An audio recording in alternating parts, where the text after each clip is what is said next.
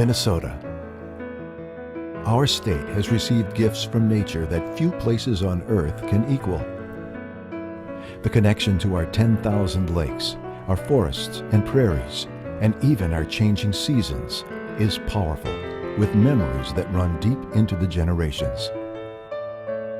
But Minnesota's enduring beauty isn't accidental. It's a hard-fought legacy left to us by earlier generations.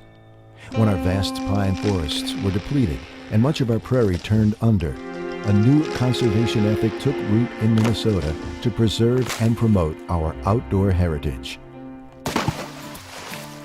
Conservation giants such as Ernest Oberholzer and Sig Olson began to write about and advocate for the necessity of wilderness.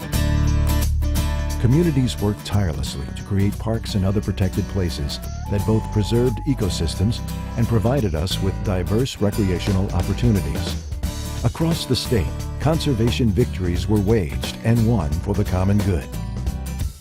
This is what made Minnesota the beautiful place it is today.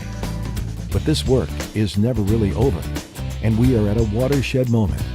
The question we must ask is, what will be our conservation legacy to future generations? Over the years, our once pristine waters have become choked with runoff. Our vast forest habitats have been split up, driving wildlife away.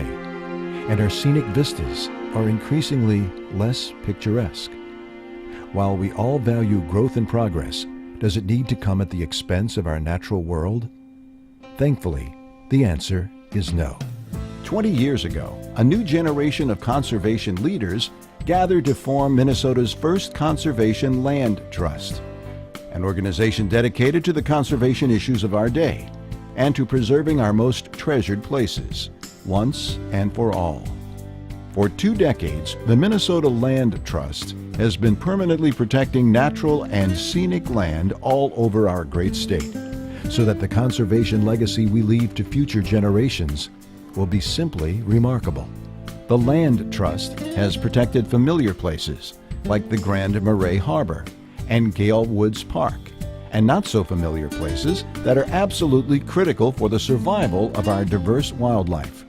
The Land Trust has even worked to protect some very special historic places: Ernest Oberholzer's island home on Rainy Lake and Sig Olson's fabled listening point near Ely. We've protected youth camps, goat prairies, habitat for Blanding's turtles, and nesting spots for peregrine falcons. We've protected trout streams and kayak campsites. We've made sure that the beautiful bluff you remember from your childhood will remain untouched forever. And more recently, we've begun an unprecedented restoration to the St. Louis River estuary at Lake Superior, ensuring that the Great Lakes will continue to live up to their name.